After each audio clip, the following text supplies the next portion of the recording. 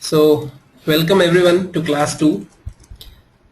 So let's do a quick recap of what we covered yesterday. So in yesterday's class we talked about how to set up our machine. Then we talked about Java fundamentals. We looked at the terminology JDK, which is Java Development Kit, and then JRE, which is Java Runtime Environment.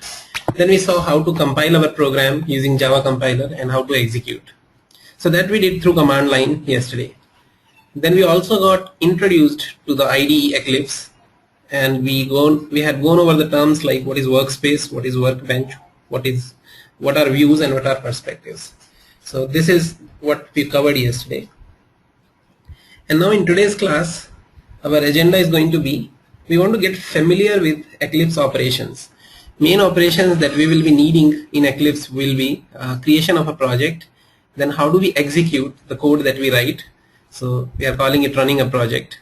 Then how do we debug a project? So that is the form of tracing that we did yesterday. Today we are going to do tracing of our program using Eclipse. Then we will get started with some Java fundamentals so that we can brush up the concepts of Java.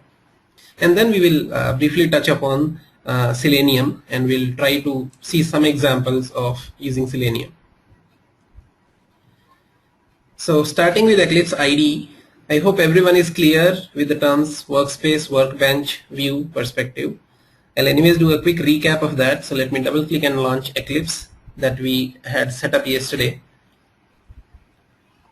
So while it is launching, generally it takes some time to launch.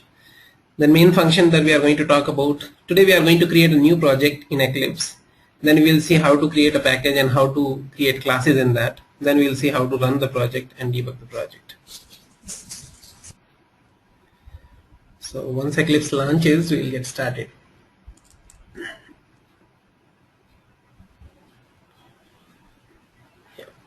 So the main window of Eclipse, this is called our workbench, where we are going to work. And the small windows that we see here, one example is Package Explorer. So Package Explorer is one view in our workbench. Then same way, so this is one view, problem is another view, then outline is also a view, and task list is also a view.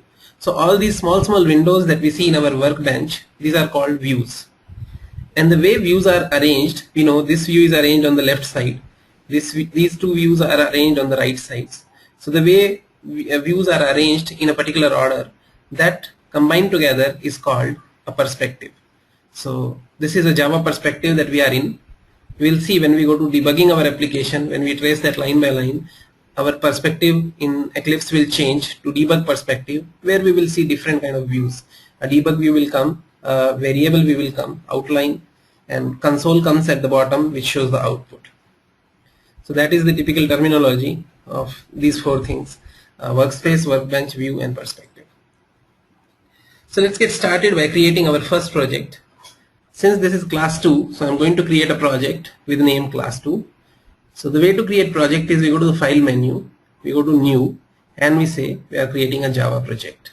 So this is a sequence of steps that we follow. So we click that, and a pop-up launches which says what is the project name that we want to give to it. So let's go ahead and give it a name, class 2. Essentially we could have given any name to it, any meaningful name to it, what we are trying to do in this project. But since we are going to create lots of projects during the course of our classes, so every class I'll try to create a project so that it is a project with a class name, so that it is easy for us to refer to the class code later in an organized manner. So I have filled a project name, and all other defaults I'm leaving for now. We are not touching anything else, and let's say we proceed to the next screen. So here again it shows some default settings which we are fine with, and we go ahead and click finish. And on the left side we can see in Package Explorer, it creates a folder kind of structure here which is called class 2, which is basically whatever project we create, the name of the project will be displayed here.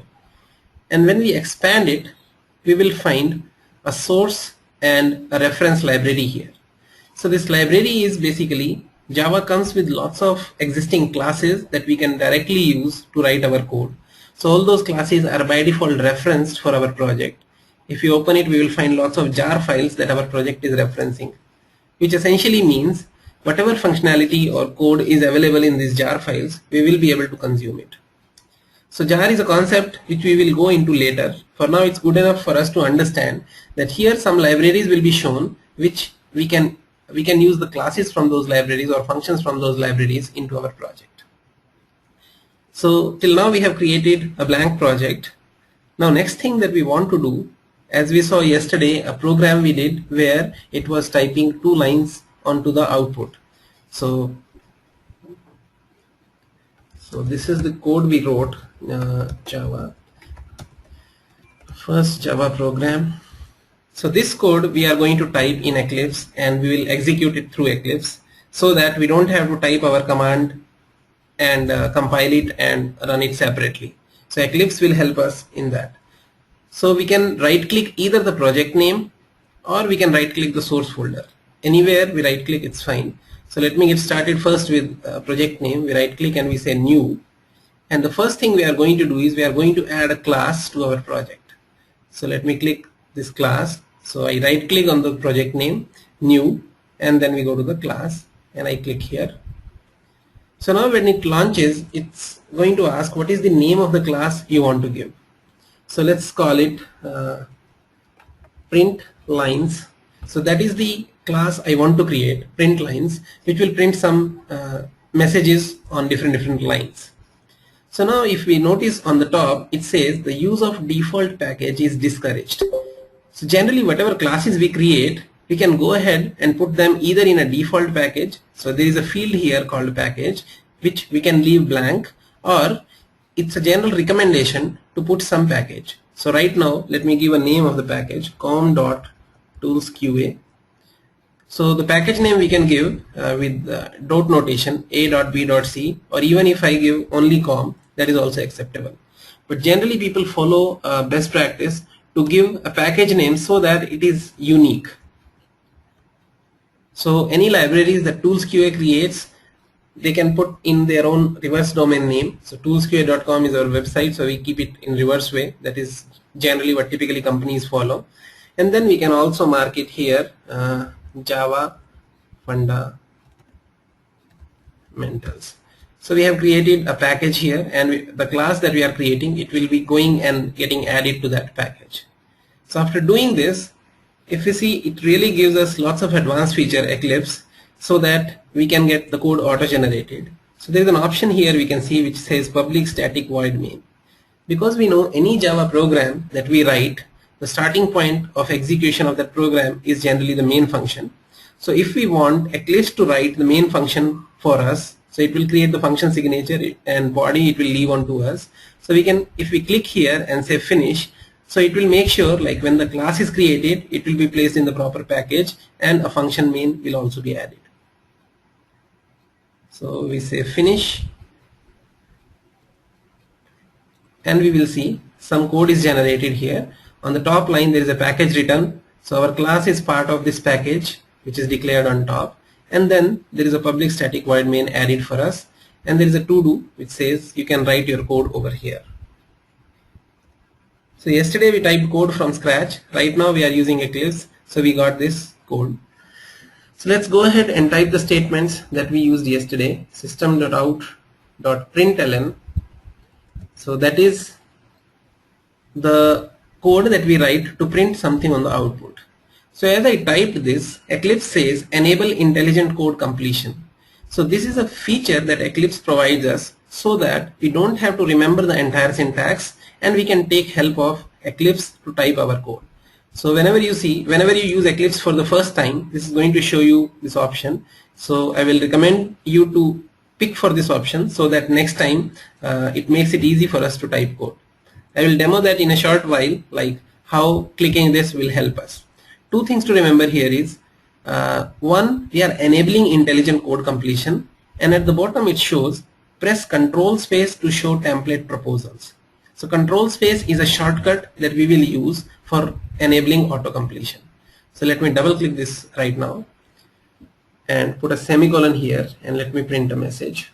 This is first line. Now we want to add one more line of code which says this is second line, and now we will use the auto completion feature of Eclipse. So what I'm going to do is I will type capital S Y S. So I want to write system, but I don't want to type it completely on my own. So after typing it halfway, I can hit control space because that is the keyboard shortcut. So I'll also write it here. Control key plus space is something that I will hit, and we will see how it auto completes our line. So I come back to sys and hit a control space. As we can see, whatever is the possibility of filling or completing the sys, all those possibilities are being listed here to us. So system is something that we were typing, that is coming here. So we can go ahead and pick that option. So we can scroll down using mouse here, and we can pick the right option. So let me double click it. So it completed system. Now if I put a dot here, we can see automatically it is giving us the next option, that we can either write class er in out. So we know we are interested in using out, so I'm using arrow keys to scroll up and down. So I come to the out and hit enter. So system.out is written. Again we put dot, and next thing that we want to use is print or println. So if I type pri, we'll see dynamically the options in this list, they get limited. So as I keep on giving more and more hints, so if I say prin and hit control space, now all the functions starting with prin, they are being listed here.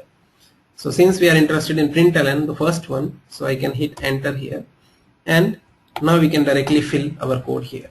This is second line. So key takeaway from here is we can use auto completion feature of Eclipse. This is also called IntelliSense. Wherever we put dot, it also lists all the functionalities available as part of that class. So these are the two features that we have seen, that it auto completes using control space, and first time it asks us to enable that feature. There is one more shorter way of enabling or writing this complete line, because this is the most frequently written line that people, whenever they start coding in Java. So it also has given us a shortcut called sysout. So if I write sysout and do a control space, it is going to put complete line we are intending to write system.out.println. So this is another shortcut way to write system.out.println. Sysout control space. So that completes our code, and with no effort we are able to write this. So now what we have done is we have written our first program in Eclipse. What we did, we created a project, then we went to the source and we added one class, and for class we specified a package name, and now we have a class ready. And in that class, print lines, since yesterday we talked about a class can contain, just a moment, there is some message in the chat window.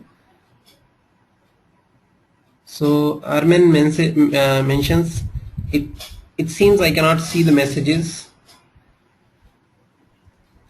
So Armen, which messages you are talking about?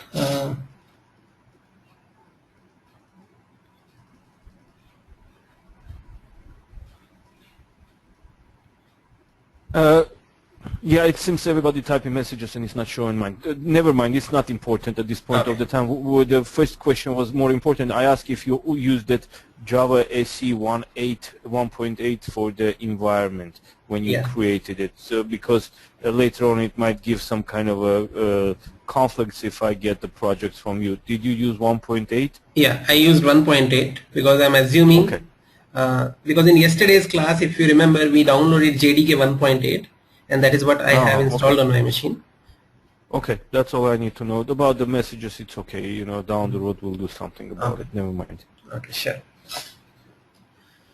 Okay, yeah, another thing, like a good point has been raised by Armen. So in case you are using older version of Java on your machine, let's say you have JDK 1.7 installed, and when I share the project at end of the class with you, if you open this project on your machine, then you are going to see some errors, because if you don't have JSE JDK 1.8 installed, you are going to see some error messages. So you will have to remove JDK Java SE 1.8, and you will have to add whatever Java is installed on your box.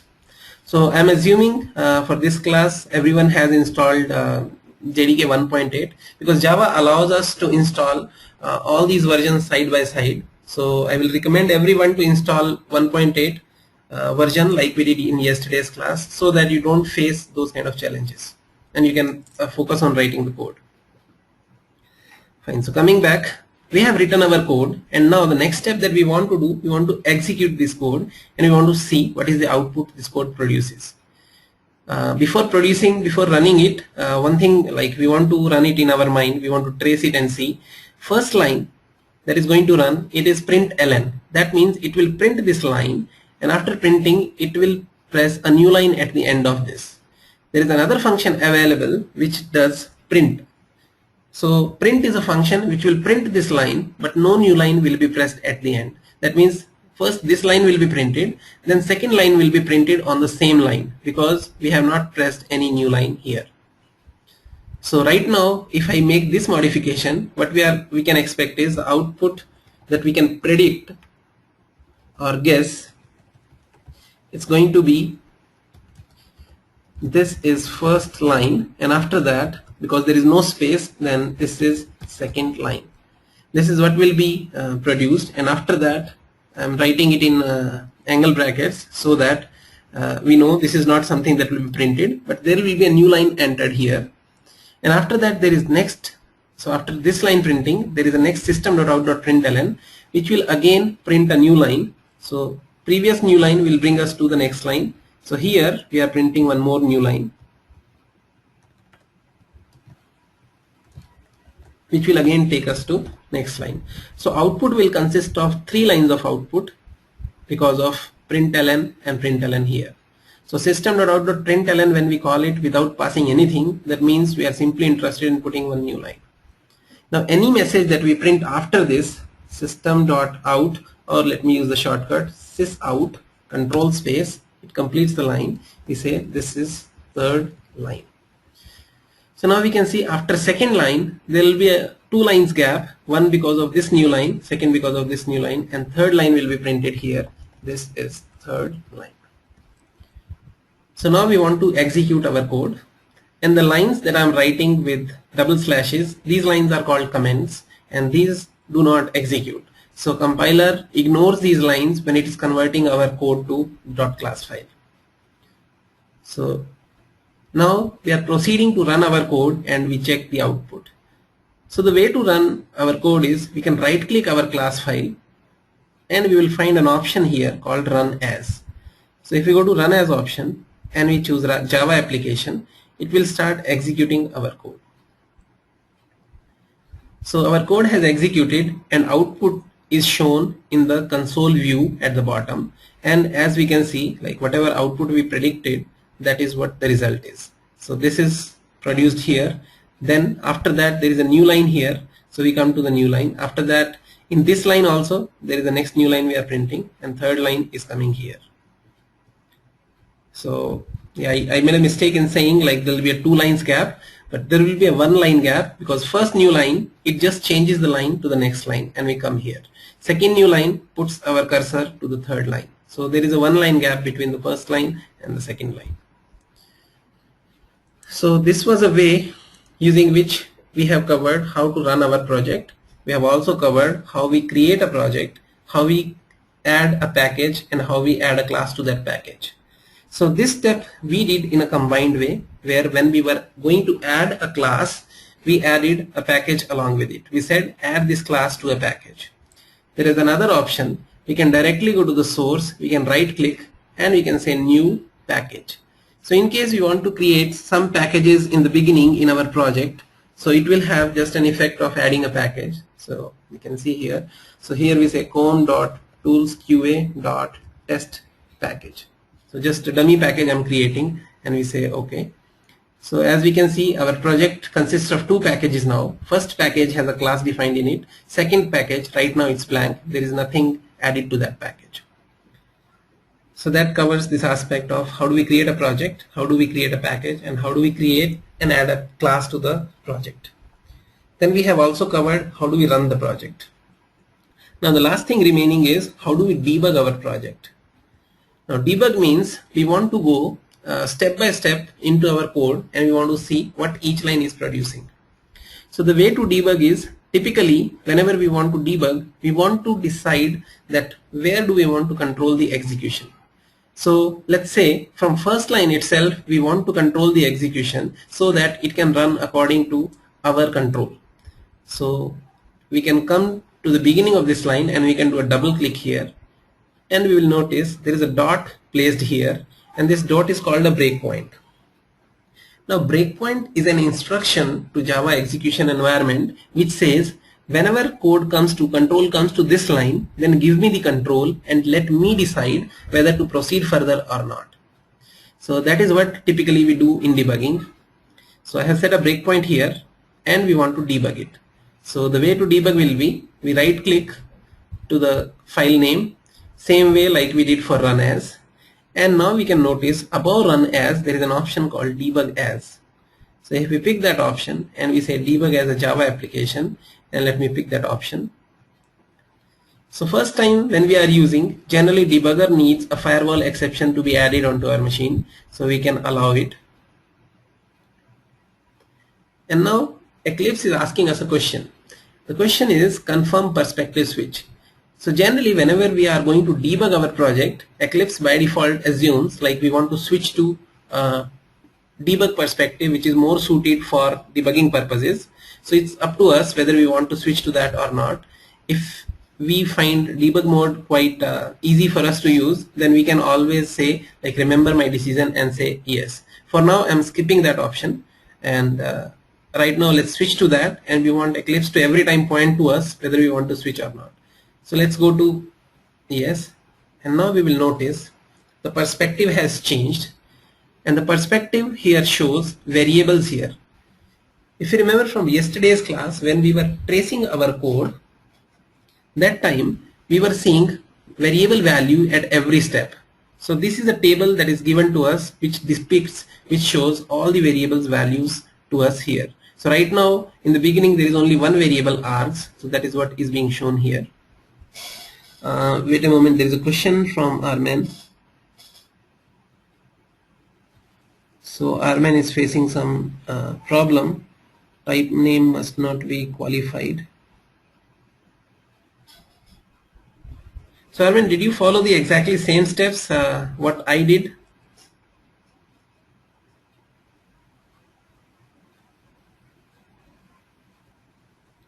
Okay, so we'll do one thing. At the end of the class I'll spend some time with you and we'll figure out what is the reason behind thing not working.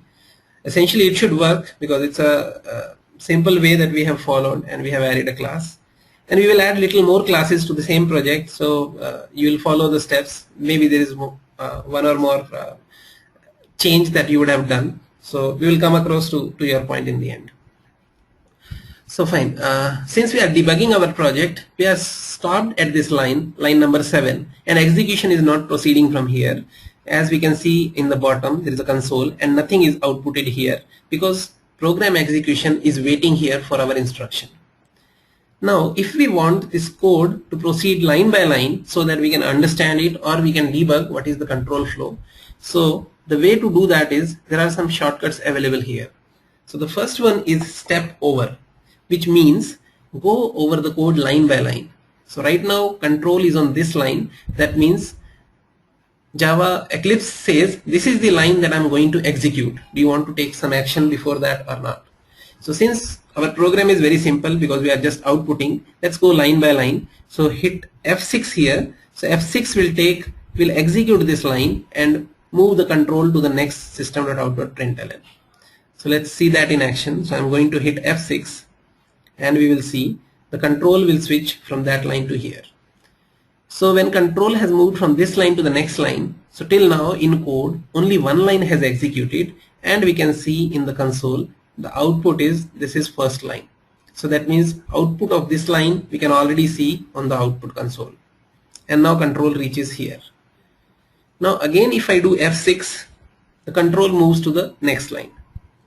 Again if I do F6, control reaches the last line.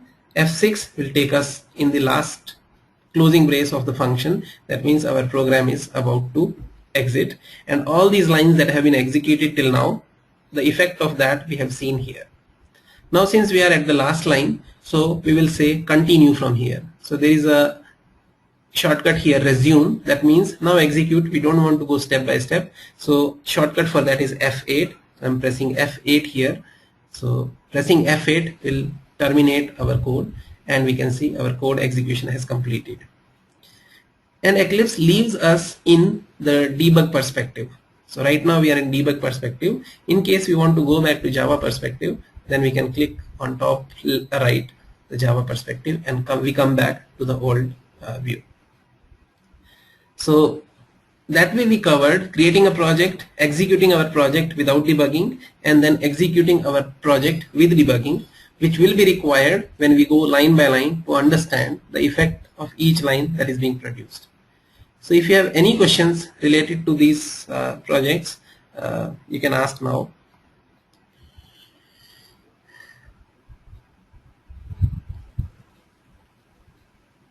Okay, I guess no questions. So cool. So we will move to the next concept and let's move further.